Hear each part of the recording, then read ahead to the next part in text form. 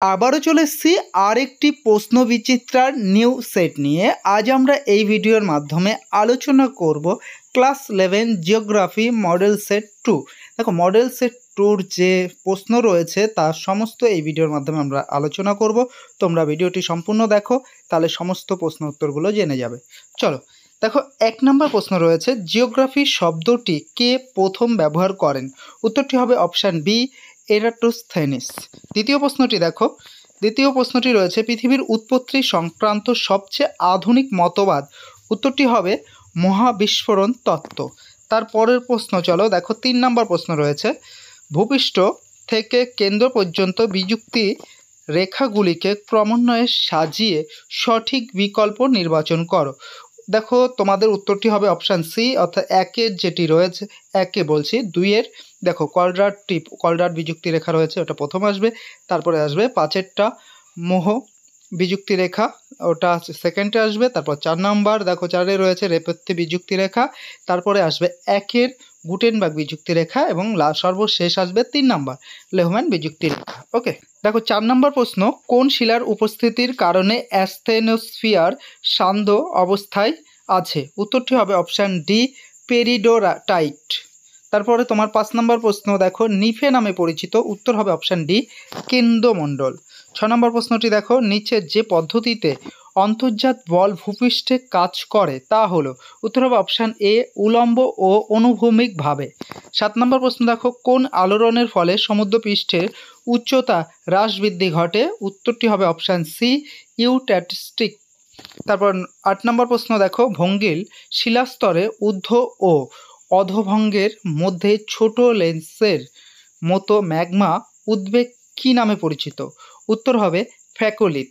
তারপরে তোমাদের 9 নম্বরে দেখো একটা ছক দিয়েছে, বাম দিকের স্তম্ভ এবং ডান দিকের স্তম্ভ। এটার উত্তর হবে তোমাদের অপশান এ, 1-এর উত্তরটি হবে ওপাশের বি, 2-এরটি হবে এ, 3-এরটি হবে ডি, 4-এরটি হবে সি। ওকে, চলো 10 নম্বর প্রশ্ন দেখো, ভারতের সুনামি সতর্কতা কেন্দ্র কোথায় অবস্থিত? উত্তর হবে অপশান বি, হায়দ্রাবাদে।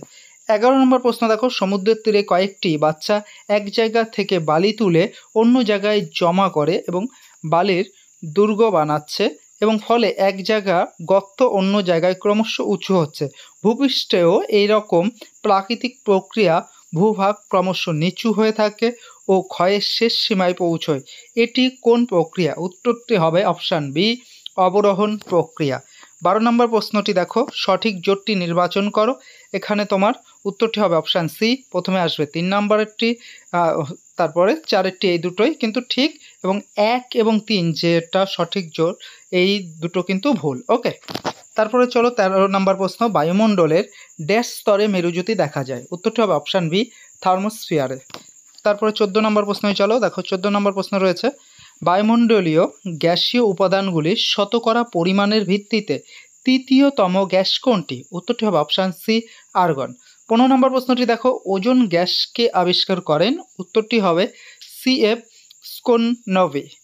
16 নম্বর প্রশ্নটি দেখো, বিবৃতি রয়েছে, দেখো, মানবীয় ভূগোলের প্রকৃতি গতিশীল কারণ মানবীয় ভূগোলের প্রতিনিয়ত নতুন নতুন বিষয়ের সংযোগ ঘটে চলেছে। উত্তরটি হবে অপশান এ। দেখো, বিবৃতি এবং কারণ দুটিই সঠিক, কারণটি বিবৃতির সঠিক ব্যাখ্যা। ওকে, চলো 17 নম্বর প্রশ্ন দেখো, মানবীয় ভূগোলের একটি শাখা হলো? উত্তর হবে অপশান সি, সাংস্কৃতিক ভূগোল। তারপর 18 নম্বর প্রশ্নটি দেখো, রিয়েল এস্টেট কোন স্তরের অর্থনৈতিক কার্যাবলীর উদাহরণ? উত্তরটি হবে অপশান সি।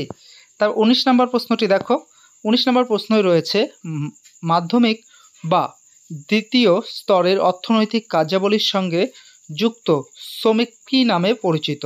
উত্তরটি হবে ব্লু কালার ওয়ার্কার। ওকে, 20 নম্বর প্রশ্ন দেখো, চুরি, ডাকাতি, লুট এই ধরনের কাজ কোন স্তরের অর্থনৈতিক কার্যাবলীর উদাহরণ?